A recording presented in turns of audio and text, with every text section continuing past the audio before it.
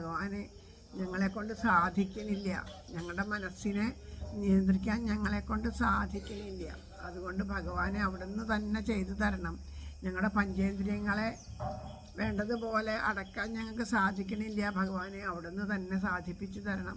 അപ്പം അതുകൊണ്ട് എല്ലാം വേണ്ടതുപോലെ ആക്കിത്തരാൻ ഭഗവാന്റെ പാതാരവിന്ദങ്ങളെ ആശ്രയിക്കുക. അല്ലേ, കുട്ടികളൊക്കെ കുറേ പരിശ്രമിച്ച് നോക്കും ചില കാര്യങ്ങളൊക്കെ ചെയ്യാൻ. കൊച്ചു കുട്ടികളെ എങ്ങനെ നിരീക്ഷിച്ചാൽ ഭഗവാനും നമ്മളും തമ്മിലുള്ള ആ ഒരു ഇതിൻ്റെ ഒരു എന്താ പറയുക, വലിയൊരു വീടുണ്ടാക്കണേൻ്റെ ഒരു മാതൃക വീട് ഉണ്ടാക്കി വെക്കണ പോലെയൊക്കെയാണ് നമ്മളെ ഉണ്ടാക്കി വെച്ചേക്കണേ. ആ കുട്ടികളെ കുറേ നോക്കിയിട്ട് പറയും, അമ്മേ അച്ഛാ ഇത് പറ്റണില്ല, അതൊന്ന് ശരിയാക്കി തരുമോ എന്ന് പറയണു. അപ്പോൾ അച്ഛനോ അമ്മയോ ശരിയാക്കി തന്നാൽ ആ കുഞ്ഞിനെന്താ സന്തോഷം, അവനോ ശരിയാക്കിയ പോലത്തെ സന്തോഷമാണ്. അതുപോലെ ചില കാര്യങ്ങൾ നമ്മുടെ ജീവിതത്തിൽ നടക്കണുണ്ടെങ്കിൽ നമ്മൾ ഞാനത് ചെയ്തു എന്നാണ് പറയണേ, ഞാനത് ചെയ്തു എന്നാണ് പറയണേ. അപ്പോൾ ആ ഒരു ഞാൻ എന്നുള്ള ഭാവം കളയണം. കാരണം നമ്മളായിട്ട് ഒന്നും ചെയ്യാൻ പറ്റില്ല. ഇവിടെ വന്ന് ഈ ഇരിക്കുന്നത് പോലും നമ്മളുടെ ആരുടെയും എടുക്കൊണ്ടല്ല, ഭഗവാന്റെ കാരുണ്യം കൊണ്ടാണ്. ഭഗവാൻ പിടിച്ചിവിടെ കൊണ്ടുവന്ന് ഇരുത്തിയത് കൊണ്ട് മാത്രമേ ഇവിടെ ഇരുത്താൻ പറ്റുള്ളൂ. എത്രയോ പേര് ഈ നമ്മുടെ ഗ്രാമത്തിൽ എത്ര പേരുണ്ട്. നമ്മളെല്ലാ തവണയും പറയാനുള്ള കാര്യം, അവരൊക്കെ പല വിധത്തിലും വരാൻ യാതൊരു പ്രയാസവും. ഇപ്പോൾ ഇവിടെ വന്നിരിക്കണവർ പലർക്കും പല വിധത്തിലുള്ള ബുദ്ധിമുട്ടുകളുണ്ട്, വീട്ടിലെ പ്രാരാബ്ധങ്ങളുണ്ട്. അപ്പോൾ അതൊക്കെ നീക്കി വെച്ചിട്ട് വയസ്സായ അമ്മയെ നോക്കണവരുണ്ടാവും, രോഗിയായിട്ടുള്ള ആരെങ്കിലും വീട്ടിലുണ്ടെങ്കിൽ അവരെ നോക്കണവരുണ്ടാവും, കൊച്ചു കുഞ്ഞുങ്ങളെ നോക്കാൻ, അങ്ങനെ പല ബുദ്ധിമുട്ടുകളുള്ളവർ വന്നിരിക്കുന്നുണ്ട്. പക്ഷേ യാതൊരു ബുദ്ധിമുട്ടും ഇല്ലാണ്ട് രാവിലെ തൊട്ട് വൈകുന്നേരം വരെ ടി വിയുടെ മുമ്പിൽ ഇരുന്ന് സമയം കളയണ എത്രയോ പേര് നമ്മുടെ ഈ ഒരു ഗ്രാമത്തിലുണ്ട്. 2-3 സപ്താഹങ്ങൾ ഇവിടെ കടന്നു പോയിട്ടും കൂടി അവരെന്ത് സപ്താഹം എന്താണെന്ന് പോലും അവർക്ക് അറിയില്ല. എന്താണെന്ന് അറിയണമെങ്കിൽ ഇവിടെ ഒന്ന് വന്ന് നോക്കണ്ടേ, അത് നോക്കിയാലല്ലേ അറിയുള്ളൂ. ഈ സപ്താഹം എന്ന് പറഞ്ഞാൽ അതൊക്കെ എന്തെന്നോ, അതൊക്കെ ആർക്കാ മനസ്സിലാവുക? ഇതൊക്കെ വല്ലവർക്കും മനസ്സിലാവും. ഈ സംസ്കൃതം അവരിങ്ങനെ കുറേ വായിക്കും. നമ്പൂരിമാർക്ക് പൈസ ഉണ്ടാക്കാൻ വേണ്ടിയിട്ട് അവരോരോന്ന് ചെയ്യും, അത് കണ്ട് കുറേ അങ്ങനെയാണ് പറയുക. അങ്ങനെ പറയുന്നു ആൾക്കാർ. അപ്പോൾ അത്രയും പോലും അത് നമുക്ക് വേണ്ടിയിട്ടാണ്. ഒരു മനുഷ്യജന്മം കിട്ടിയിട്ടുള്ളൊരു പ്രയോജനമാണ് അവർ അതിലൂടെ നമുക്ക് പറഞ്ഞ് മനസ്സിലാക്കി തരണു. എത്രയോ നേരം ഇരുന്ന് പറഞ്ഞ് പറയണു അല്ലേ. അങ്ങനെ ആയിട്ട് വന്നിരുന്നാൽ മാത്രമേ ഇത് മനസ്സിലാവുള്ളൂ. വന്നിരിക്കാണ്ട് എങ്ങനെയാണ് മനസ്സിലാവുക, കേൾക്കാണ്ട് എങ്ങനെയാണ് മനസ്സിലാവുക?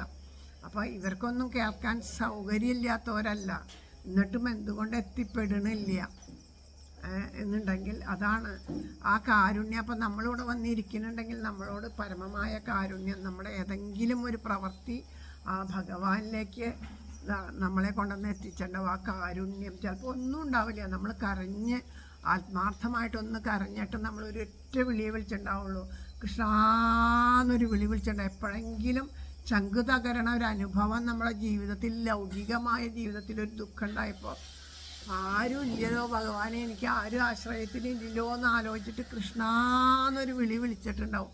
ആ ഒരു അല്ലെങ്കിൽ ആരെങ്കിലും അങ്ങനെ വിളിക്കണ കേട്ടിട്ട് നമ്മുടെ ഉള്ളിലൊരു പെടച്ചിലുണ്ടായിണ്ടാവും. അത് മതി. വേറെ ആരെങ്കിലും അങ്ങനെ വിളിക്കണ കേട്ടിട്ട് നമ്മുടെ ഉള്ളിലൊരു പെടച്ചിലുണ്ടായിണ്ടാവും. ആ പെടഞ്ഞപ്പോൾ ഭഗവാനിതാ ഇവരെ ഇവിടെ കൊണ്ടുവന്നെത്തി. അവർ അതാ ഇവിടെ അപ്പോഴാണ് നമ്മളേതാ കാരുണ്യം നയിച്ച് ഇവിടെ കൊണ്ടുവന്നിരുത്തിയേക്കണത്. അപ്പം ഇത് നമ്മൾ ചെയ്യണത് ഒരു ചെറിയ കാര്യമൊന്നുമല്ല. ഇതിങ്ങനെ വന്നിങ്ങനെ ഇരിക്കണു. നമ്മളോടും പറയും നേരം വെളിച്ചാകുമ്പോൾ ഒരു പണിയില്ലാണ്ട് പുസ്തകം കൊടുത്ത് രാമായണം എന്നും പറഞ്ഞ് ഇറങ്ങും. കാരണം അതിൻ്റെ ഒരു മഹത്വം അറിയാത്തത് കൊണ്ടാണ്.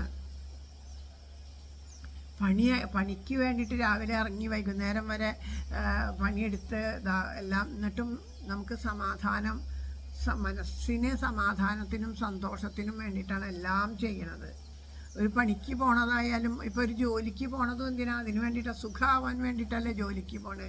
കാരണം വീട്ടിൽ വെറുതെ ഇരുന്ന് കഴിഞ്ഞാൽ 10 പൈസ കിട്ടില്ല. അപ്പോൾ നമുക്ക് നമ്മുടെ കാര്യങ്ങൾ നടക്കാം. സുഖമാവണം ജീവിതം ചേട്ടാ പോണേ. എന്നിട്ട് ജീവിതം സുഖമാവുണ്ടോ? രോഗങ്ങളും ദുരിതങ്ങളും പ്രതീക്ഷിക്കാണ്ട് വന്ന് കയറണു അല്ലേ. അപ്പോൾ ഒരാൾക്ക് വീട്ടിൽ വലിയ പ്രാരാബ്ധമൊന്നും ഇല്ലാണ്ട് കാര്യങ്ങളൊക്കെ കഴിഞ്ഞുകൂടി പോണതാണ്. അവിടെയുള്ള ഒരു കുട്ടിക്ക് നല്ലൊരു ഉദ്യോഗം കിട്ടി, നല്ല ശമ്പളത്തിൽ. കേട്ടപ്പോഴും നല്ല സന്തോഷമായി. 19,000 രൂപയൊക്കെ ശമ്പളം കിട്ടും ഇത്ര. ഇന്നതും ഒന്നുമല്ല കേട്ടോ, ഞാൻ ഇന്നത്തെ കണക്ക് വെച്ചിട്ടല്ല പറയണേ. ആ ശമ്പളം കിട്ടി ജോലിക്ക് പോയി ആദ്യത്തെ മാസത്തെ ശമ്പളം മേടിച്ച് വീട്ടിലെത്തിയപ്പോഴാണ് പറയണത്, അച്ഛനോ അമ്മയ്ക്കോ ആരൊക്കെ അസുഖമില്ല എന്ന് പറഞ്ഞു. സുഖമില്ലാണ്ട് ആശുപത്രിയിൽ കൊണ്ടുപോകുന്നു, ധാരാളം വേണം, ആ ചികിത്സ ചെയ്യണം ഈ ചികിത്സ ചെയ്യണം, പൈസയ്ക്കൊരു വഴിയില്ലാണ്ട് ചിലവാകുക. അപ്പോൾ ആരെങ്കിലും അയാളോട് പറയാറുണ്ട്, നീ ആ ജോലിക്ക് പോയി പിന്നെ അവിടെ സ്വൈരല്യണ്ട, ഇനി പോകണ്ട ജോലിക്ക് എന്ന് പറഞ്ഞാൽ ആരെങ്കിലും അയാളെ അവിടെ നിർത്തുമോ? ഒരാളും പറഞ്ഞു നിർത്തില്ല. അതേസമയം നമ്മൾ അമ്പലത്തിൽ വന്ന് നാമം ജപിക്കാൻ തുടങ്ങിയതിന് ശേഷം ഇങ്ങനെ ഒരു കാര്യം എന്ന് പറയാം, ആ അമ്പലത്തിൽ പോയതിന് ശേഷം ഇത് തുടങ്ങി, ഇനി മതി, കുടുംബത്തിനൊക്കെ ആവശ്യത്തിന് മതി എന്ന് പറഞ്ഞാൽ നമ്മളവിടെ പിടിച്ച് നിർത്തും. മറ്റത് നിർത്തില്ല. അതാണ് ആ ലൗകികത്തിലേക്ക് നമ്മളെ എത്ര ആഴ്ന്നു പോയാലും അതുകൊണ്ട് എന്ത് തന്നെ സംഭവിച്ചാലും അതിനെ ആരും കുറ്റം പറയില്ല. പക്ഷേ ഈശ്വരനിലേക്ക് അടുക്കുമ്പോഴേ ഒരു ഭയമാണ്. കാരണം നമ്മുടെ ഉള്ളിൽ മനസ്സ് എന്ന് പറഞ്ഞാൽ ഇന്ദ്രനാണ്. ഇന്ദ്രൻ മനസ്സിൻ്റെ പ്രതീകമാണ്. ഇപ്പോൾ ഇന്ദ്രൻ എന്താ ചെയ്യുക? ആരെങ്കിലുമൊക്കെ തപസ് ചെയ്യാനുണ്ട ഇന്ദ്രന് വേവലാതി, ഈശ്വര എൻ്റെ സ്ഥാനം പോകാൻ വേണ്ടിയിട്ടാവോ, ഇന്ദ്രപദത്തിന് വേണ്ടിയിട്ടാവോ, അപ്പോൾ ആ തപസ്സിനെ മുടക്കാൻ നടക്കും. കാരണം എന്താ? അവനവൻ്റെ നിലനിൽപ്പിന് വേണ്ടിയിട്ട്, അതിന് വേണ്ടിയിട്ടാണ്. അപ്പോൾ ഈ മനസ്സിന് ഇപ്പോൾ കുട്ടികളോട് കളിക്കാൻ പറഞ്ഞ് വിട്ടു, അവർക്ക് വീട്ടിലേക്ക് വരാൻ ആഗ്രഹമൊക്കെ, നല്ല സുഖമായിട്ട് കളിക്കണം. ഏതെങ്കിലും കുട്ടിക്ക് വീട്ടിൽ വന്നിട്ട് ഇരിക്കണം എന്നുണ്ടോ? അതിനെപ്പോഴും ജ്വരം, എന്താ അവിടെ പോയി കളിക്കണേ ജ്വരം ഉണ്ടാവുള്ളൂ അല്ലേ? അതുപോലെ നമ്മുടെ മനസ്സ് ഈ ലൗകികത്തിൽ ഇങ്ങനെ അലഞ്ഞു തിരിയാനാണ് അതിനിഷ്ടം. ഭഗവാന്റെ അടുത്ത് ഒട്ടി നിൽക്കാൻ ഇഷ്ടമില്ല. കാരണം അതിൻ്റെ മധുരം അത് ആസ്വദിക്കാൻ സമ്മതിക്കുന്നില്ല. അതെങ്ങാനും കഴിച്ചു കഴിഞ്ഞാൽ അവിടെ എങ്ങാനും ഒട്ടിപ്പിടിച്ച് പോയാലോ എന്ന് പണ്ട് കുട്ടി എന്നോട് പറയാറുണ്ട്. അതായത് ബാലവിഹാര അങ്ങനെ എന്തോന്ന് ഈ ചിന്മയ മിഷൻ്റെ കുട്ടികൾക്ക് വേണ്ടിയിട്ടുള്ളതാണ്. അപ്പോൾ അതിൽ പല ഈ വെക്കേഷൻ കാലത്താണ്. അപ്പോൾ ഞാൻ ധാരാളം പറഞ്ഞു, മോനെ ഒന്ന് പോവാം, നമുക്ക് പോവാം. വീട്ടിലിരുന്ന് തമ്മിത്തല്ല് കൂടുന്നേക്കാളും അവർക്ക് കുറേ കാര്യങ്ങൾ അറിയാം, അവിടെ കുറേ കളിക്കാൻ പഠിക്കുക, അല്ലാണ്ട് എല്ലാം അവിടുത്തെ നല്ല നല്ല കാര്യങ്ങൾ. അപ്പോൾ പറഞ്ഞു, അമ്മ എന്നെ ഭാഗവതം പഠിപ്പിക്കാൻ വേണ്ടിയിട്ടല്ലേ അവിടെ കൊണ്ടാക്കണേ, അങ്ങനെ ഇപ്പോൾ വേണ്ടാന്ന്. എന്നുവെച്ചാൽ അതെന്തോ ഒരു അപകടം പിടിച്ച കാര്യമാണ് ആ കുട്ടികളുടെയൊക്കെ വിചാരം. ഭാഗവതം പഠിക്കുക എന്ന് വെച്ചാൽ അതൊരു അപകടമാണെന്നാണ്. കാരണം എന്താണെന്നറിയോ? അങ്ങനെയുള്ള ബാലവിഹാർ പോലെയുള്ളതിലൊക്കെ പോയിട്ട് കുട്ടികളെ ചേർത്തു എന്ന് വിചാരിച്ചാൽ ഇന്ന് ഈ കുട്ടികൾക്ക് ഇത്തിരി ആകുമ്പോഴേക്കും വരണ ഒരു നിസ്സാര കാര്യമാകുമ്പോഴേക്കും ടെൻഷൻ. ആ ടെൻഷൻ വന്നിട്ട് കൊച്ചു പിള്ളേർ വരെ ടെൻഷനോണ്ട് 8-9 വയസ്സുള്ള കുട്ടികൾ വരെ മരിക്കാൻ പോവുക എന്ന് പറയുമ്പോൾ ഒന്ന് ആലോചിച്ച് നോക്കൂ. ടെൻഷനുണ്ട് 9 വയസ്സുള്ള പ്രായത്തിലൊക്കെ നമുക്ക് എന്തെങ്കിലും ടെൻഷൻ ഉണ്ടായിരുന്നു? ഒരു ടെൻഷനും ഉണ്ടാവില്ല. എന്ത് തന്നെ സംഭവിച്ചാലും നമുക്ക് വല്ല ടെൻഷനും ഉണ്ടായിരുന്നു ഇല്ല. എൻ്റെ അച്ഛനും അമ്മയും നമ്മുടെ കൂടെയുണ്ട്, അച്ഛനും അമ്മയും അതൊക്കെ അവരുടെ ഉത്തരവാദിത്വം എന്നുള്ളൊരു ബോധം നമ്മുടെ ഉള്ളിലുണ്ടായിരുന്നു. അതുകൊണ്ട് നമുക്കൊരു ടെൻഷനും ഉണ്ടായില്ല. നമുക്കൊന്നും വരാണ്ട് നമ്മളെ കാത്തു രക്ഷിക്കാൻ നമ്മുടെ അച്ഛനും അമ്മയുണ്ട് എന്നുള്ള ഒരു ബോധം ഉണ്ടായിരുന്നു. അവരുടെ കെയറും ഉണ്ടായിരുന്നു. അവരെ സ്നേഹിക്കേണ്ടടുത്ത് നമ്മളെ സ്നേഹിച്ചു, ദേഷിക്കേണ്ടടുത്ത് അടിക്കേണ്ടടുത്ത് അടിച്ച്, അപ്പോൾ സ്നേഹിക്കേണ്ടടുത്ത് സ്നേഹിച്ച് നമ്മളെ വളർത്തിയത്. അല്ലാണ്ട് അടിക്കുക മാത്രമല്ല അവർ ചെയ്തായിരുന്നത്. ഇന്നത്തെ അച്ഛനമ്മമാർ, അച്ഛനും പോവും അമ്മയും പോവും ജോലിക്ക്, കുട്ടികൾക്ക് മൊബൈലും അതും. അപ്പോൾ അവർക്ക് ആരും ഇല്ലാത്ത അവസ്ഥയാണ്. അപ്പോൾ അവർക്ക് ഒരു ബുദ്ധിമുട്ട് വരുമ്പോൾ അയ്യോ എന്നൊരു അച്ഛനോടോ അമ്മോടോ പറഞ്ഞാൽ അച്ഛനും അമ്മയും എന്താ ചെയ്യുക? അവർ പറയണത് എന്താണെന്ന് കേൾക്കാൻ നേരത്തെ ബാലിയുടെ കഥ പറഞ്ഞു വേണം. ബാലി ആ സുഗ്രീവനെ ഒന്ന് കേട്ടിരുന്നു വെച്ചാൽ ഈ അപകടമൊന്നും ഉണ്ടാവില്ല. പക്ഷെ കേൾക്കാൻ ബാലി മുതിർന്നില്ല. ആ കുട്ടികൾക്ക് എന്തെങ്കിലും ഒരു വിഷമം ഉണ്ടായാൽ അപ്പോൾ ആ കുട്ടികളെ ശാസിച്ച് അവരുടെ തെറ്റാന്ന് പറഞ്ഞാൽ അവരെ അത് പേടിച്ചിട്ട് അവർ പറയില്ല. അപ്പോൾ അങ്ങനെയൊക്കെയാണ് അധികം കുട്ടികൾ ഈ മയക്കുമരുന്നിനും ഇതിനൊക്കെ ഇടയാവേണ്ടത്. എന്താണെന്ന് വെച്ചാൽ അവരുടെ സ്ട്രെസ്സ് താങ്ങാൻ പറ്റാണ്ടിരിക്കുന്ന സമയത്ത് ഏതെങ്കിലും ഒരാൾ വന്നിട്ട് പറയണം ഈ മിഠായി തിന്നാൽ നല്ലതാ, നല്ല സുഖമുണ്ട് ഈ മിഠായി തിന്നാന്ന് പറഞ്ഞൊരു മിഠായി കൊടുക്കും. അത് തിന്നുമ്പോൾ അവർക്ക് ടെൻഷനൊന്നും വരണില്ല. കാരണം എന്ന് വെച്ചാൽ നമ്മുടെ ബുദ്ധി വികലാകുകയാണ് അങ്ങനെ. അപ്പോൾ ബുദ്ധി വികലാകുമ്പോൾ ഇനിയിപ്പോൾ അതൊന്നും അങ്ങനെയുള്ളതൊന്നും വരണില്ല.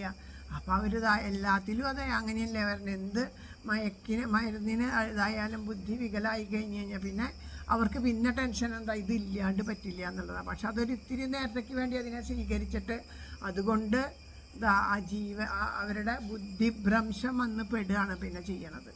ആ ബുദ്ധിയെ നശിപ്പിച്ച് കളയുക. നമ്മൾ പറയില്ലേ ഉറക്ക ഗുളികയൊക്കെ രോഗങ്ങളൊക്കെ വരുമ്പോൾ ചിലപ്പോൾ തീരെ ഉറക്കമില്ലാണ്ട് ഇപ്പോൾ ഡോക്ടർ ഒരു ചെറിയ ഡോസ് പറയുന്നത് എന്നും കഴിക്കരുത് കേട്ടാ, ഉറക്കം കിട്ടിക്കഴിഞ്ഞാൽ അത് കഴിക്കരുത് എന്ന് പറയാം. അതൊരു ശീലമായി കഴിഞ്ഞാൽ പിന്നെ അത് കഴിച്ചാലും നമുക്ക് ഉറക്കം വരാണ്ടാവും. പിന്നെ അതിന് എന്ത് ചികിത്സ ചെയ്താലും അതില്ല. പിന്നെ വല്ല മനോവിഭ്രാന്തിയൊക്കെ വന്ന് പെടും. എല്ലാ കാര്യങ്ങളും അങ്ങനെയാണ്. അപ്പോൾ ഇതൊക്കെ ഈ കുട്ടികളിലേക്ക് വരാൻ കാരണം എന്താ? നമ്മുടെ അച്ഛനമ്മമാർ നമ്മളെ വളർത്തിയ പോലെ നമ്മൾ നമ്മുടെ മക്കളെ വളർത്തിയില്ല. അപ്പോൾ ആരുടെയോ തെറ്റ്? കുട്ടികളുടെയോ തെറ്റ്, നമ്മളുടെയോ തെറ്റ്? ആലോചിച്ച് നോക്കൂ. കുട്ടികൾ അന്നത്തെ കാലത്തും ഉണ്ടായിരുന്നു അമ്മമാരും അച്ഛന്മാരും അല്ലേ. ഇപ്പോൾ വലിയ കുടുംബത്തൊക്കെയോ ജോലിക്ക് പോകണ്ടല്ലോ, ചെറിയ കുടുംബത്തിലുള്ളവരൊക്കെ പോയിരുന്നില്ലേ. അവർ കൂലിപ്പണിക്ക് പോകുമ്പോൾ ഈ കുട്ടികളെ കൊണ്ടുപോയി ഒരു വിരിച്ച് അവിടെ കിടത്തി ആ കുട്ടികളൊന്ന് കരയുമ്പോഴേക്ക് ഓടിച്ചെന്ന്. അപ്പോൾ ആ കുട്ടി എത്ര ജോലിക്കിടയിൽ ആ കുട്ടികളോടുള്ള കരുതൽ ആ അമ്മമാർക്കുണ്ടായിരുന്നു. പാടത്തൊക്കെ പോയാനും ഇതിനൊക്കെ പോകുമ്പോഴൊക്കെ ഈ കുട്ടികളെയും കൊണ്ടുപോയി എവിടെയെങ്കിലും ഒരുക്കി ഇരുത്തി അവരങ്ങനെ അപ്പോഴും അവരുടെ ജോലികൾക്ക് ഇടയിൽ ആ കുട്ടികളെ കരുതാനും അവരുടെ കാര്യങ്ങൾക്കും അവരെ കേൾക്കാനും അവരുടെ കൂടെ സംസാരിക്കാനും അവരോടൊപ്പം ഇരിക്കാനൊക്കെ അച്ഛനമ്മമാർക്ക് നേരം ഉണ്ടായിരുന്നു. ഇപ്പോൾ എവിടേക്കായി നേരമൊന്നും പോയി എന്നൊന്നും ആലോചിച്ച്. അന്നത്തെ പോലെ ഇന്നുണ്ട് 24 മണിക്കൂർ. അന്ന് ഇതൊക്കെ കഴിഞ്ഞിട്ട് അന്നുള്ളവർക്ക് വീട്ടിലിരിക്കാനും രാമായണം വായിക്കാനും ഭാഗവതം വായിക്കാനൊക്കെ നേരം ഉണ്ടായിരുന്നു. ഇന്നെന്താണെന്ന് വെച്ചാൽ ഈ സ്ട്രെസ്സും ടെൻഷനും പിന്നെ നേരം പോണതല്ല, നമ്മൾ നേരത്തിനെ കളയണതാണ്. രാത്രി 12 മണി 1 മണി വരെയൊക്കെ അങ്ങനെ ഇരുന്ന് ഓരോന്നൊക്കെ കഴിഞ്ഞിട്ട് കിടന്നുറങ്ങും. അപ്പോൾ പിന്നെ എങ്ങനെയാണ് വെളിച്ചാകുമ്പോൾ എണീക്കാൻ പറ്റുക? അപ്പോൾ പിന്നെ എണീക്കാൻ വൈകിയ അതനുസരിച്ചിട്ട് എല്ലാം വൈകും. പിന്നെ ആദ്യം കിടക്കാൻ വൈകും. അങ്ങനെയുള്ളൊരു ചിട്ടയിൽ നമ്മൾ പോവുകയാണ്. പണ്ട് കാലത്ത് അങ്ങനെയല്ല. 9 മണി കഴിഞ്ഞാൽ പിന്നെ കിടന്നോളണം ഒരാൾ. ഏറ്റവും വലിയ സമയമാണ്. എൻ്റെ വീട്ടിലൊക്കെ 7:30 ആകുമ്പോഴേക്കും കിടക്കുമായിരുന്നു. 7:30 ആകുമ്പോഴേക്കും കിടക്കും. സ്കൂൾ വിട്ട് 4 മണിക്ക് വന്നാൽ ഇരുട്ടാവണേക്കാളും മുമ്പ് സ്കൂളിലേക്ക് ചെയ്യാനുള്ളതൊക്കെ ചെയ്ത് അതിനൊരു നിർബന്ധമൊന്നുമില്ല. വയ്ക്കാൻ വെച്ചോളൂ, ഇല്ലെങ്കിൽ ഇല്ല, അല്ലെങ്കിൽ ടീച്ചർമാരെ അടി കൊണ്ടോളൂ, അത്രയേ ഉള്ളൂ. അവർക്കതൊന്നും അതില്ല. അവർ ഇന്നത്തെ പോലെയൊന്നുമല്ല. അപ്പോൾ അങ്ങനെ പിന്നെ അന്ന് നമുക്ക് എല്ലാവരോടും ടീച്ചർമാരോടായാലും അച്ഛനോടായാലും അമ്മമാരോടായാലും ഒരു സ്നേഹം ഉണ്ടായിരുന്നു. ആ സ്നേഹത്തിനനുസരിച്ചിട്ടാണ് നമ്മൾ ജീവിച്ചിരുന്നത്. ഒരു സ്നേഹം ഉണ്ടായിരുന്നു. അച്ഛൻ തല്ലിയാലും അമ്മ തല്ലിയാലും അവരെ വിളിച്ച് കയറി. അവരോട് നമുക്ക് ശത്രുതാഭാവമൊന്നുമില്ല. ഇന്നത്തെ കുട്ടികളെയൊക്കെ അടിക്കാൻ നോക്കിയാലോ, കുട്ടികളെ എന്തെങ്കിലും ഒന്ന് കുട്ടികളെ ഒരു ശാസിച്ചാൽ മതി, ഒരു തെറ്റ് കണ്ടിട്ട്. അപ്പോൾ അവർ പറഞ്ഞ് അവരുടെ അച്ഛനമ്മമാർ വന്ന് നമ്മളോട് പറഞ്ഞ് നിങ്ങൾക്ക് എന്താ അധികാരം എന്ന് ചോദിക്കും. പണ്ടത്തെ മുത്തശ്ശനും വളർത്തണ പോലെ ഇന്നത്തെ കുട്ടികളെ നമ്മൾ വളർത്താൻ നോക്കിയാൽ. അപ്പം ഇതൊക്കെ നമ്മുടെ ജീവിതത്തിൽ വന്ന താളപ്പിഴകൾ വന്നിരിക്കുകയാണ്. ധാരാളം താളപ്പിഴകൾ വന്നിരിക്കുകയാണ്. അപ്പം ഇതൊക്കെ നമ്മുടെ തെറ്റാണ് എന്ന് നമുക്ക് അറിയണില്ല. ഇതൊക്കെ തെറ്റാണ്, ഇതൊന്നും ശരിയല്ല നമുക്ക് അറിയണ്ടേ. നമ്മളൊരു വഴിക്കോടെ തെറ്റാണ്, ഒരു വഴിക്കൂടെ നമ്മൾ പോവുക. നമ്മളിപ്പോൾ ഇവിടുന്ന് എവിടേക്കെങ്കിലും പോകാനായിട്ട് അപ്പോൾ ഒരു അമ്പലത്തിലേക്ക് പോകണമെന്ന് പറഞ്ഞു. അപ്പോൾ ചാലക്കുടിയിലാണ് അമ്പലം എന്നറിയാം, എന്നാൽ ചാലക്കുടിക്ക് പോകാമെന്ന് പറഞ്ഞു. അങ്ങനെ കയറിയത് തൃശ്ശൂർക്കുള്ള ബസ്സിൽ കയറി. എന്നിട്ട് ഇങ്ങനെ പോകുമ്പോൾ തൃശ്ശൂർക്കാണ് വഴി അറിയാണ്ട് ഇങ്ങനെ പോവുകയാണ്, തെറ്റി കയറുകയാണ്. അപ്പോൾ ബസ്സിൽ കയറിയിരിക്കുന്ന സമയത്ത് ഒരാൾ എങ്ങടാ പോണേ? ഞാനിങ്ങനെ അത് ചാലക്കുടിയല്ലേ, ചാലക്കുടിക്കേ പോലെ. അയ്യോ ഇത് തൃശ്ശൂർക്ക് പോണ ബസ്സാട്ടോ, അവിടെ ഇറങ്ങിക്കോളോ, ഇന്ന ദിക്കിൽ നിന്നാൽ ചാലക്കുടി ബസ് വരും, അപ്പോൾ അവിടെ കയറി പൊക്കോളൂ എന്നുള്ള ആ അറിവ് അയാൾ തന്നപ്പോൾ നമുക്ക് അറിവില്ലായ്മ മനസ്സിലായില്ലെങ്കിൽ നമ്മൾ അവിടെ ചെന്നിരിക്കും. തൃശ്ശൂർ ഇറങ്ങിയാൽ നമുക്ക് ആകെ പരിഭ്രമായി, പിന്നെ എന്താ ചെയ്യേണ്ടതെന്ന് അറിയില്ല. അങ്ങനത്തെ ഒരവസ്ഥയിൽ പെടും. അപ്പോൾ ഇത് ഒരാൾ അറിവ് പകർന്നു തരുന്ന ഒരാൾ. അതേസമയം അയാളത് പറയുമ്പോൾ പോയി എനിക്കറിയാം, എനിക്ക് എങ്ങനെയാണ് പോകേണ്ടതെന്ന് എന്ന് പറഞ്ഞത് നമ്മൾ കേട്ടില്ല എന്ന് വിചാരിച്ചാലോ. അപ്പം അതുപോലെ നമുക്കിതൊക്കെ അറിയണമെങ്കിലും മനസ്സിലാക്കണമെങ്കിലും ഇതൊക്കെ പറഞ്ഞു തരാനായിട്ട് നമ്മുടെ മുമ്പിൽ ആ ഗുരുവായൂരപ്പൻ തന്നെ ഗുരുനാഥന്മാരുടെ രൂപത്തിൽ വരും. പല വിധത്തിൽ പലരായിട്ട് വരും. അങ്ങനെ പല സത്സംഗങ്ങളുണ്ടാവും. അതൊക്കെയാണ് ഈ സപ്താഹ യജ്ഞങ്ങളൊക്കെ. അപ്പോൾ ഈ യജ്ഞങ്ങളിലൂടെ പറയണത് ഈ ഭാഗവതം എന്ന് പറഞ്ഞാൽ അതിൽ എല്ലാ കാര്യങ്ങളും ഉണ്ട്. അതിൽ പഠിക്കാത്തതൊന്നുമില്ല. സയൻസ് ഉണ്ട്, ശാസ്ത്രങ്ങൾ, എല്ലാവിധത്തിലെ ശാസ്ത്രങ്ങളുണ്ട്. ഭൂമിയൊക്കെ ഉരുണ്ടതാണ് എന്ന് പറഞ്ഞിട്ട് ഏതോ ഒരു ഇംഗ്ലീഷുകാരൻ വന്നിട്ട് ഭൂമി ഉരുണ്ടതാണെന്ന് പറഞ്ഞപ്പോൾ നമ്മൾ സമ്മതിച്ചു. അതുവരെ നമുക്ക് ഭൂമി പരന്നതായിരുന്നു. പക്ഷേ എത്രയോ വർഷങ്ങൾക്ക് മുമ്പ് ഈ ഋഷീശ്വരന്മാർ കണ്ടുവച്ചിട്ട് ഭൂഗോളം എന്നാണ് ഭാഗവതത്തിലൊക്കെ നോക്കിയാൽ ഭൂഗോള വർണ്ണന എന്താ പറയുക, ഭൂമി ഗോളായിരുന്നു നന്നേ പറഞ്ഞിട്ടുണ്ട്. അപ്പോഴൊന്നും അതിനൊന്നും ചെവി കൊടുത്തൂല്ല, അവർക്കൊന്നും വിവരമില്ലാത്തവരെ ഇംഗ്ലീഷുകാരൻ പറഞ്ഞപ്പോൾ, അല്ല ഇംഗ്ലീഷുകാരനെ ഞാൻ കുറച്ച് പറയല്ല എന്ന് അവരുടെ കണ്ടുപിടുത്തം ബാഹ്യമായിട്ടുള്ള കണ്ടുപിടുത്തം കണ്ടുപിടിച്ചിട്ട് അവരത് കണ്ടുപിടിച്ചു.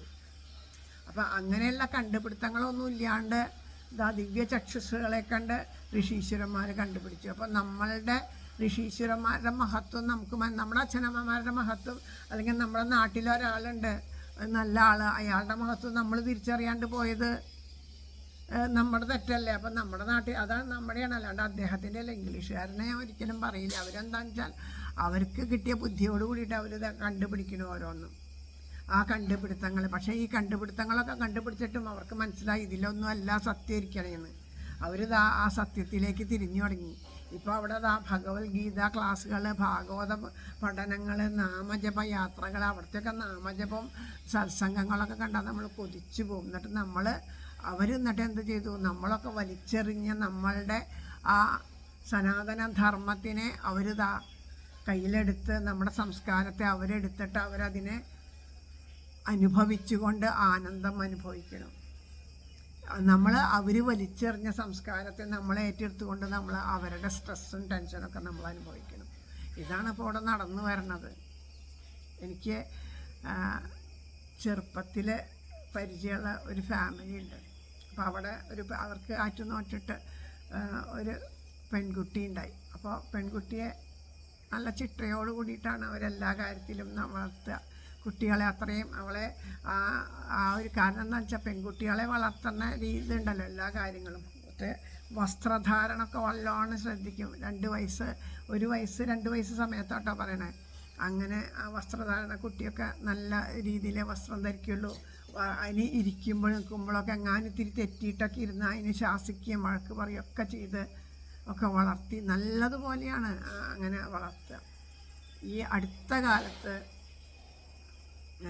ഞാൻ ഒന്നിനും ഇത് പറയല്ല, ഈ അടുത്ത കാലത്ത് ഞാൻ ആ പെൺകുട്ടിയെ കണ്ടു. അപ്പോൾ അവൾക്ക് ഇപ്പോൾ ഒരു 10-28 വയസ്സുണ്ട്. വിവാഹപ്രായം കഴിഞ്ഞിട്ടില്ല എന്ന് തോന്നുന്നു. ഈ അടുത്ത കാലത്ത് കണ്ടു. അടുത്ത കാലത്ത് കണ്ടപ്പോൾ എന്താ പറയുക, കൊച്ചു കുട്ടികളിടുന്ന അടിയുടുപ്പ് പോലത്തെ, അതായത് അങ്ങനെ ആ അടിയുടുപ്പ് വേണമെങ്കിൽ അവൾക്ക് ഇപ്പോൾ ഒരു 3 വയസ്സുള്ളൊരു മോളുണ്ടെങ്കിൽ ആ മോൾക്കും പാകാവും അമ്മയ്ക്കും പാകാവും എന്നുള്ള നിലയിലുള്ള ഒരു അടിയുടുപ്പാണ് ഞാൻ കണ്ടതാണ്. അപ്പോൾ ചെറുപ്പത്തിൽ അതിനെ അങ്ങനെ വളർത്തി വലുതായപ്പോൾ അപ്പോൾ ഇതൊക്കെ നമ്മൾ പറയണത് എന്താണെന്ന് വെച്ചാൽ ഇതിൽ അവരുടെ സംസ്കാരമാണ്. അവർ ചിലപ്പോൾ അങ്ങനെ നടക്കണത് കൊണ്ട് അവർക്ക് ശരീരത്തിനോട് അങ്ങനെ ഒരു അമിതമായിട്ട് അങ്ങനെ ഒരു ഇതൊന്നുമില്ല. അവർക്ക് അവിടെ നിത്യം അങ്ങനെയാണ് നടക്കണേ. പക്ഷെ നമ്മുടെ സംസ്കാരം അങ്ങനെയല്ല, നമ്മൾ അങ്ങനെയല്ല നടക്കണേ. അപ്പോൾ പിന്നെ നമ്മളുടെ കുട്ടികളെ സംസ്കാരങ്ങൾ പറഞ്ഞു കൊടുത്തിട്ടല്ല പഠിപ്പിച്ചേക്കണേ. അപ്പോൾ അവരുടെ ദൃഷ്ടികൾ ഈ കുട്ടികളെന്നല്ല എല്ലാവരും ഓരോരോ ദിക്കിൽ ഓരോന്ന് കേൾക്കണില്ലേ. ഇതിനൊക്കെ കാരണം ഒരു പരിധി വരെ ഇതൊക്കെ തന്നെയല്ലേ, എല്ലാവരും കാരണമാണ്. എന്നാലും ഇതും ഒരു പരിധി വരെ കാരണമല്ലേ. 3 വയസ്സായ ഒരു കുഞ്ഞിനെ വെറുതെ വിടാത്തവർ 28 വയസ്സായ ഒരാളെ ഇതുപോലെ കാണുമ്പോൾ വെറുതെ വിടുമെന്ന് തോന്നുന്നുണ്ടോ? അപ്പം ഇതിനൊന്നും ഒരാളെയും കുറ്റം പറഞ്ഞിട്ട് കാര്യമില്ല. നമ്മൾ കൈവെടിഞ്ഞ നമ്മുടെ സംസ്കാരം, നമ്മുടെ ആ ഒരു സംസ്കാരത്തെ വെടിഞ്ഞിട്ട് എന്തൊക്കെയോ നേടാൻ വേണ്ടിയിട്ട് എന്തിനൊക്കെയോ വേണ്ടിയിട്ട് ഇരിക്കുന്നു. ഇപ്പോൾ നല്ലോണം പോലെ നടക്കുന്നവരെ കാണുമ്പോഴാണ് പരിഹാസം എല്ലാവർക്കും. അല്ലാണ്ട് നടക്കണവരെ കാണുമ്പോഴല്ല, നന്നായി നടക്കണവരെ കാണുമ്പോൾ പരിഹാസമാണ്. അപ്പോൾ അങ്ങനെയുള്ള ഒരു കാലഘട്ടത്തിലേക്ക് നമ്മൾ എത്തിപ്പെടാൻ കാരണം നമ്മൾ ഇങ്ങനെയുള്ള സത്സംഗങ്ങളെയൊക്കെ ഉപേക്ഷിച്ചുകൊണ്ട് എന്തൊക്കെയോ നേടാൻ വേണ്ടി നെട്ടോട്ട് ഓടുകയാണ്. അപ്പോൾ നമ്മുടെ കയ്യിൽ നിന്ന് കൈവിട്ടു പോയി. പിന്നെ എന്തിനാ അവിടെ വന്നിരിക്കണേ? എന്തായാലും എല്ലാം കൈവിട്ടു പോയി. പിന്നെ അവിടെ വന്നിരുന്നിട്ട് എന്താ കാര്യം വെച്ചാൽ, ഇനി 2 കാര്യങ്ങളുണ്ട്. അവനവന് മനസ്സമാധാനം ഉണ്ടാവാൻ ഒരു കാരണം ഇതുപോലെയുള്ള സത്സംഗങ്ങൾ. രണ്ടാമത് ജനന മരണങ്ങളിൽ നിന്ന് ഇനിയും ഇങ്ങനെയുള്ള കാലങ്ങളിൽ ഇപ്പോൾ ഈ കാലഘട്ടത്തിൽ ജീവിച്ചിട്ട് നമ്മൾ ഇത്ര ദുഃഖം അനുഭവിക്കണം. ഇനി വീണ്ടും ഇവിടെ തന്നെ വന്ന് ഇതുപോലെ ജനിക്കേണ്ടി വന്നാൽ നമ്മൾ എന്തൊക്കെ അനുഭവിക്കേണ്ടി വരും എന്നൊന്നും പറയാൻ പറ്റില്ല. ആ കലികാലം ഓരോ ദിവസം ചെല്ലും തോറും അത്രയും അതിൻ്റെ ആ മൂർധന്യം കൂടി വരിക ചെയ്യണേ. അപ്പോൾ കലികാലത്തിൽ നിന്ന്, ആ കലിയുടെ പിടിയിൽ നിന്ന് മോചനം ലഭിക്കണമെങ്കിൽ എന്തു വേണം? ആ കലിപുരുഷനെ ജയിച്ചത് ആരാ? ഭഗവാനെ മാത്രമേ ഉള്ളൂ. ആ കലിയിൽ നിന്ന് രക്ഷിക്കാൻ വേണ്ടിയിട്ട് നമ്മളെ ആശ്രയിക്കാൻ വേറെ ആരുമില്ല. അപ്പോൾ നമുക്ക് അതൊരു രക്ഷാവലയമായിട്ട് തീരും. മഴ ഇല്ലാണ്ടാക്കാനോ വെയിൽ ഇല്ലാണ്ടാക്കാനോ പറ്റില്ല. നമ്മളൊരു കുട എടുക്കുക അല്ലെങ്കിൽ റെയിൻ കോട്ട് എടുക്കുക ഒക്കെ ചെയ്താൽ നമുക്ക് അതിൽ നിന്ന്, എന്നാലും എത്ര കുട എടുത്താലും കുറച്ചൊക്കെ അനുഭവിക്കേണ്ടി വരും. അല്ലാണ്ട് പറ്റില്ല. ആ കാലഘട്ടത്തിൽ അത് അനുഭവിക്കാണ്ട് പറ്റില്ല. എങ്കിലും നമ്മൾ ഒരു 90% സുരക്ഷിതരായിട്ട് നമുക്ക് ഇരിക്കാൻ സാധിക്കും എന്ന് പറഞ്ഞതുപോലെ ഈ കലിയുടെ വാസസ്ഥാനം എന്ന് പറയുന്നത് സരസ്വതിയുടെ തീരത്താന്ന് പറയും. സരസ്വതി നദിയുടെ തീരത്താണ് അത്ര കലിയുടെ വാസസ്ഥാനമായിട്ട് പുരാണങ്ങളിൽ പറയുന്നത്. സരസ്വതി എന്ന് പറഞ്ഞാൽ എന്താ? നമ്മുടെയൊക്കെ വാക്കാണ് സരസ്വതി അല്ലേ? ആ വാക്ക് സരസ്വതിയാണ്. അപ്പോൾ സരസ്വതിയുടെ തീരത്ത് ഇരിക്കണമെന്ന് പറഞ്ഞാൽ എവിടെയാണ്? നമ്മുടെ നാവിൻ്റെ തുമ്പത്താണ് സരസ്വതി അല്ലേ? അവിടെ കലിക്കും ഇരിക്കാൻ സ്ഥാനം കൊടുത്തിട്ടുണ്ട്, സരസ്വതിക്ക് ഇരിക്കാൻ സ്ഥാനം കൊടുത്തിട്ടുണ്ട്. സരസ്വതിയെ ഇല്ലാണ്ടായാൽ അവിടെ കലി ഇതാവും. നമ്മുടെ വാക്കുകളല്ലേ ഇതിനൊക്കെ, നമ്മുടെ നല്ല വാക്കുകളെ കൊണ്ട് നമുക്ക് ഇരിക്കാം. അപ്പം ആ നാവിന് എന്ത് വേണം? നാവിനൂരതി നാമത്തിലാകണം. ആ നാവിലെപ്പോഴും നാമങ്ങളിരുന്ന് കഴിഞ്ഞാൽ ഭഗവാൻ ഇരിക്കുമ്പോൾ അവിടെ കലിക്ക് സ്ഥാനമില്ല. അതേസമയം ഭഗവാൻ ഇല്ലേ ചില സ്ഥലത്ത് പറയുന്നത് ഇങ്ങനെ കാണാം. നമ്മളിപ്പോൾ ഒരാൾ പണ്ടത്തെ വീടുകളിലൊക്കെ കാരണവന്മാർ ഉണ്ടാവും. അവർക്കൊരു കസാര ഉണ്ട്. ആ കസാരയിൽ അവർ മാത്രമേ ഇരിക്കുള്ളൂ. എന്നാൽ അവർ എവിടേക്കെങ്കിലും ഒക്കെ പോയി എന്ന് പറഞ്ഞാൽ അവർ വരണവരെ പിന്നെ ആ കസാരമേ ഇരിക്കാനുള്ള തിരക്കായി. എല്ലാവരും ആ കസാരമേലേ ഇരിക്കുള്ളൂ. അവർ വരണവർ ആ സ്ഥാനം കണ്ടിരുന്നു. അതുപോലെ ഈ ഭഗവാന്റെ നാമം നമ്മുടെ നാവിൽ നിന്ന് അങ്ങോട്ട് നീങ്ങി നിൽക്കുമ്പോൾ അപ്പം അവിടെ കലി വന്നിരിക്കും. അപ്പം അതുകൊണ്ടാണ് പറയുന്നത് നാമത്തിനാണ്. നിരന്തരം നാമം ജപിച്ചോളൂ എന്ന്. നമുക്ക് അറിയണില്ല ആ കലി പ്രവർത്തിക്കണത്. നമ്മൾ നിർദോഷമായ ചില കാര്യങ്ങളൊക്കെ പറയുക, പക്ഷെ അത് മറ്റുള്ളവരെ പറ്റിയിട്ടാണ് പറയണതെന്നുണ്ടെങ്കിൽ ഉറപ്പിച്ചോളുക, അവരുടെ പ്രാരാബ്ധ കർമ്മങ്ങൾ നമുക്ക് വന്ന് ചേർന്നു. അപ്പം അതുകൊണ്ട് വളരെയധികം ശ്രദ്ധിക്കേണ്ടത് എന്താണ്? നാവിനെയാണ് ശ്രദ്ധിക്കേണ്ടത്. നാവിനെ ജയിക്കാൻ പ്രയാസമാണ്. രുചി കൊണ്ടും വാക്കുകളെ കൊണ്ട് രണ്ടും നാവിൻ്റെ ഇതിനെ ജയിക്കാൻ ബാക്കി എന്ത് ജയിച്ചാലും നാവിനെ ജയിക്കാനാണ് പ്രയാസം. അപ്പം അതിൽ നിന്നൊക്കെ രക്ഷ നേടണം എന്നുണ്ടെങ്കിൽ, അതൊക്കെ മനസ്സിലാക്കണം എന്നുണ്ടെങ്കിൽ നമുക്ക് ഇതുപോലെയുള്ള സത്സംഗങ്ങളൊന്നും ഇല്ലാണ്ട് സാധിക്കില്ല. ഇവിടെ അല്ലാണ്ട് ഒരാൾക്കും അത് ഓരോരുത്തരും ഇവിടെ വന്നിരുന്നത് കൊണ്ട്, ഇപ്പോൾ ഇവിടെ വന്നിരുന്ന് നമ്മളിങ്ങനെ പാരായണം ചെയ്യണത് കൊണ്ടുണ്ടാവുന്നത് എന്താ? ഇവിടെ ഇപ്പോൾ ഈ ക്ഷേത്രം കൊണ്ട് നടത്തണ ശിവൻ ചേട്ടനോ അല്ലെങ്കിൽ ഉണ്ണിച്ചേട്ടനോ അല്ലെങ്കിൽ അതിൻ്റെ മേൽശാന്തി തിരുമേനിക്കോ ഒന്നും അല്ല അതിന് ഗുണങ്ങൾ. നമ്മൾ ഭഗവാന് വേണ്ടിയിട്ട് സമർപ്പിക്കുകയാണ്. നമുക്ക് ഓരോരുത്തർക്കുമാണ് ഇതിനുള്ളത്. അപ്പം നമ്മളുടെ ഓരോരുത്തരുടെയും ഉള്ളിലിരുന്ന് ആ ഈശ്വരൻ സന്തോഷിക്കുന്നു. നമ്മുടെ ഉള്ളിലുള്ള ആ മനോമാലിന്യങ്ങൾ നീങ്ങുമ്പോൾ അതാണ് പറയണത്. ഇവിടെ ഇരിക്കുന്ന ആ ചൈതന്യത്തിന് വർധനവുണ്ടാവുക എന്ന് പറഞ്ഞാൽ നമ്മളിലൂടെ നമ്മളുടെ മനസ്സൊക്കെ സന്തോഷിക്കുമ്പോൾ ആ സന്തോഷമൊക്കെ ആർക്കാ സമർപ്പിക്കുക? ഭഗവാന് സമർപ്പിക്കും. അപ്പോൾ ആ ചൈതന്യം അവിടെ പ്രകടമാവും. ആ ചൈതന്യം അപ്പം നമ്മൾ ചെയ്യുന്ന പ്രവൃത്തി കൊണ്ട് ഈ നാടിനും കൂടി പ്രയോജനപ്പെടുക ചെയ്യുക. എല്ലാവർക്കും, അവനവന് മാത്രമല്ല എല്ലാവർക്കും പ്രയോജനപ്പെടും. അത് നമ്മൾ അറിയണില്ല എന്ന് മാത്രം. അപ്പുറത്തെ ഒരു വീട്ടിൽ കറണ്ട് ഇല്ലാത്തൊരു വീടാണ്. അവിടെ ഇലക്ട്രിസിറ്റിയും വൈദ്യുതിയും ഒന്നുമില്ല. പക്ഷേ ഇപ്പുറത്തെ വീട്ടിൽ കറണ്ട് ഉണ്ട്. അവർക്ക് രാത്രി ആയി കഴിഞ്ഞാൽ ഓൺ ചെയ്തിടാനായിട്ടൊരു വലിയ ലൈറ്റ്. അപ്പോൾ ചുറ്റുപാട് മുഴുവൻ കാണും. വല്ല കള്ളന്മാരെയൊക്കെ പേടിച്ചിട്ടാണ് രാത്രിയാകുമ്പോൾ ആ ലൈറ്റ് ഓൺ ചെയ്തിടും. ആ ലൈറ്റ് ഓൺ ചെയ്തിട്ട് അവരുടെ മുറ്റത്തും പറമ്പിലൊക്കെ നല്ല വെളിച്ച. ആരാ ഓൺ ചെയ്ത്? അവർക്ക് 10 പൈസ ചിലവില്ല, കറണ്ട് ബില്ല് അടയ്ക്കണ്ട. പക്ഷെ അവർക്ക് കണ്ണ് കാണണ്ട. എന്തുകൊണ്ടാണ്? ഇവരുടെ അടുത്ത് താമസിച്ചു എന്നുള്ളത് മാത്രമേ ഉള്ളൂ. അതുകൊണ്ട് ആ പ്രകാശം കൊണ്ട് അവർക്ക് കണ്ണ് കാണുന്നുണ്ട്. അതുപോലെ ഇവിടുത്തെ ആ ചൈതന്യം ഇവിടെ വന്നിരുന്നു എന്നുള്ളത് കൊണ്ട് ഇപ്പം നമ്മൾ ഇവിടെ വന്നിരുന്നത് കേട്ടാൽ നമ്മുടെ വീട്ടിൽ പോയാലും നമുക്ക് നാമം ജപിക്കാനുള്ളൊരു വാസന ഉണ്ടാവണം. അതിനു വേണ്ടിയിട്ടാണ് പറയണത്. അപ്പോൾ എപ്പോഴും നാവ് കൊണ്ട് എന്തെങ്കിലും അപകടമായിട്ട് പറയാൻ തോന്നുമ്പോൾ അപ്പോൾ വിചാരിക്കുക വെറുതെ എന്തിനാ കർമ്മപ്രാരാബ്ധം വലിച്ചു കൂട്ടണേ, നാമം ജപിക്കാമെന്ന് തോന്നിയാൽ നമ്മൾ രക്ഷപ്പെട്ടു. അങ്ങനെ കുറേ പ്രാവശ്യം അങ്ങനെ തോന്നി നാമം ജപിച്ചു തുടങ്ങുമ്പോൾ പിന്നെ നാമം നാവുമെന്ന് പോവില്ല. അപ്പം നമുക്ക് അനാവശ്യമായിട്ടുള്ള കാര്യങ്ങളൊന്നും ചിന്തിക്കാനോ പറയാനോ ഇടകിട്ടില്ല. അപ്പം നമുക്ക് അവസരങ്ങൾ കൂടുതൽ ഉണ്ടാവും. അങ്ങനെ അവസരങ്ങൾ ഉണ്ടാവണമെങ്കിൽ ഭഗവാന്റെ അനുഗ്രഹം തന്നെ വേണം. ആ ഭഗവാന്റെ അനുഗ്രഹം എന്ന് വെച്ചാൽ ഇതാണ്, നമ്മുടെ ആ മനോമാലിന്യങ്ങൾ നീങ്ങിയിട്ട് നമുക്ക് അതിനുള്ളൊരു പ്രാപ്തി ഉണ്ടാവണം അല്ലേ. ഇപ്പോൾ ചെറിയൊരു കുട്ടിയുടെ കയ്യിൽ ഇവിടുന്ന് ഉണ്ട്, ചെറിയൊരു കുട്ടിയുടെ കയ്യിലാണെങ്കിൽ ഒരു കുഞ്ഞിയൊക്കെ പാത്രത്തിൽ വെള്ളം കൊണ്ടു കൊടുക്കാൻ പറയും. അതിനതേ പറ്റുള്ളൂ. അതിനൊരു വലിയ ബക്കറ്റിൽ കുറച്ച് വെള്ളം നമ്മൾ കൊടുക്കില്ല, കാരണം അതിനത് പിടിച്ചു കൊണ്ടുപോകാൻ പറ്റില്ല. അതേസമയം കുട്ടി വളരണത് ആർക്കറിയാം? അതിൻ്റെ അമ്മയ്ക്കറിയാം. അതനുസരിച്ചിട്ട് അതിനുള്ള കാര്യങ്ങൾ, അതിന് പ്രാപ്തമാവുന്ന കാര്യങ്ങൾ എങ്ങനെയാണെന്ന് അറിയാം. അതുപോലെ നമ്മുടെ ഉള്ളിലുള്ള മനോമാലിന്യം നീങ്ങുമ്പോൾ ഭഗവാനറിയാം. അപ്പോൾ നമ്മളിവിടെ വന്നിരുന്നിട്ട് എന്ത് തന്നെ അഭിനയിച്ചാലും എന്ത് നാടകം കളിച്ചിട്ടും കാര്യമില്ല. അതിനാണ് പൂതനയുടെയും ശൂർപ്പണഖയുടെയൊക്കെ കഥ പറഞ്ഞു തന്നെ. നിങ്ങൾ പൂതനകളും ശൂർപ്പണകളൊക്കെ ആയി വേഷം കെട്ടി ഇവിടെ വന്നിരുന്നിട്ട് കാര്യമില്ല. നിങ്ങളുടെ ഉള്ളിൽ എന്താണെന്ന് എനിക്കറിയാം. ആ ഉള്ളിലിരിപ്പ് എന്താണെന്നറിയാം, എത്ര ഇതുണ്ടെന്ന് എനിക്കറിയാം, ഭഗവാനറിയാം. അപ്പം അതുകൊണ്ട് നമ്മളെ തന്നെ ഉദ്ധരിക്കണം. വേറൊരാളും ഇങ്ങനെ പറഞ്ഞതുകൊണ്ട് ഒന്നും കാര്യമില്ല.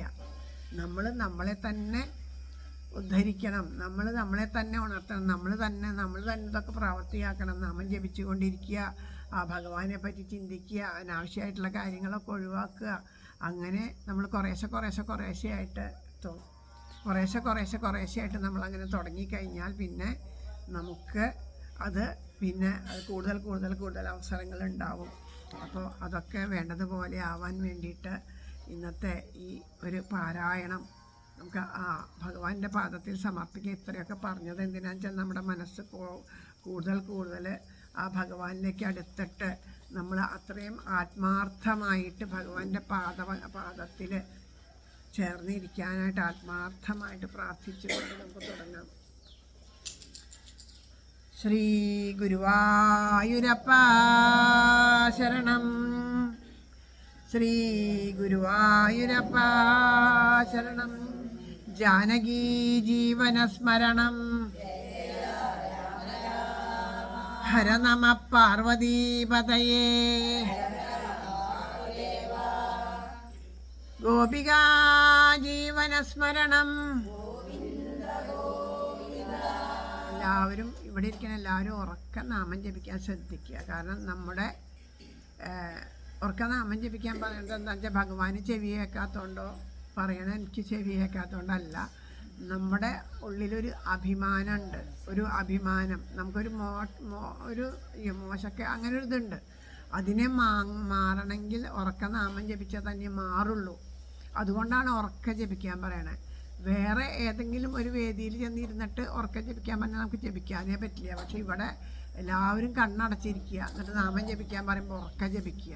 അപ്പം നമ്മൾ ജപിക്കേണ്ട ആരും കേൾക്കില്ല എന്ന് വിചാരിച്ചാൽ മതി, ആരും കാണില്ല, നമ്മൾ മാത്രമേ അറിയണുള്ളൂ എന്ന് വിചാരിച്ചാൽ മതി. അപ്പോൾ അങ്ങനെ പിന്നെ കണ്ണ് തുറന്ന് കുറച്ചങ്ങനെ ജപിച്ചു കഴിഞ്ഞാൽ പിന്നെ കണ്ണ് തുറന്നാലും ഉറക്കം ജപിക്കാനായിട്ട് നമുക്ക് തോന്നും. നാമം ജപിക്കുമ്പോൾ സത്സംഗങ്ങളിൽ എത്ര ഉറക്കം നാമം ജപിക്കാൻ പറ്റുമോ അത്രയും നമ്മുടെ ഉള്ളിലുള്ള ആ അഹംബോധം ഇല്ലാണ്ടാവും എന്നാണ് പറയുന്നത്. അഹം എന്നുള്ള ആ ഒരു കാര്യമാണ് നമുക്ക് എല്ലാവർക്കും ദോഷങ്ങളെ വരുത്തണത്. അഹം നമ്മുടെ ഉള്ളിലുള്ളതുകൊണ്ടാണ് നമുക്ക് ഈ ലജ്ജ തോന്നണത് നാമം. അപ്പോൾ നാണം കൈവിട്ട് കൂപ്പി സ്തുതിക്കണം എന്നാണ് പറയണത്. അപ്പോൾ ഒക്കെ നാമം ജപിക്കാൻ സാധിക്കട്ടെ. ജാനകീ ജീവനസ്മരണം, ഹര നമ പാർവതീപതയേ. ഗോപികാ ജീവനസ്മരണം, ആഞ്ജനേയ സ്വാമിക്ക് ജയ് ജയ് ശ്രീരാധേശ്യാം. പീതാംബരം കരവിരാജിത ശംഖചക്ര കൗമോദഗീ സരസിജം കരുണാസമുദ്രം രാധാസഹായമതിസുന്ദരമന്ദഹാസം വാതാലയേശമനിശം ഹൃദിരഭാവയാമി ഗജാനനം ഭൂതഗണാതിസേവിതം കഭിദ്രജംഭൂഫലസാരഭക്ഷിണം ഉമാസുതം ശോകവിനാശകാരണം നമാമി വിഘ്നേശ്വരപാദപങ്കജം കൂജന്തം രാമ രാമേതി മധുരം മധുരാക്ഷരം ആരുഹ്യ കവിതാശാഖാം വന്ദേ വാൽമീകി കോകിലം സാനന്ദരൂപം സകലപ്രബോധം ആനന്ദദാനാമൃതപാരിജാതം മനുഷ്യപത്മേഷു രവിസ്വരൂപം പ്രണൗമി തുഞ്ചത്തെഴുമാര്യപാദം മനോജവം ജിതേന്ദ്രിയം ബുദ്ധിമതാം വരിഷ്ഠം വാദാത്മജം വാനരയൂഥമുഖ്യം ശ്രീരാമദൂതം ശിരസാ നമാമി യത്ര യത്ര രഘുനാഥകീർത്തനം തത്ര തത്ര കൃതമസ്തകാഞ്ജലിം ബാഷ്പവാരി പരിപൂർണലോചനം മാരുതിം നമത രാക്ഷസാന്തകം സർവത്ര ഗോവിന്ദനാമ സങ്കീർത്തനം. പിന്നെ താഴ്ത്തേക്ക് പോയി. സർവത്ര ഗോവിന്ദനാമ സങ്കീർത്തനം.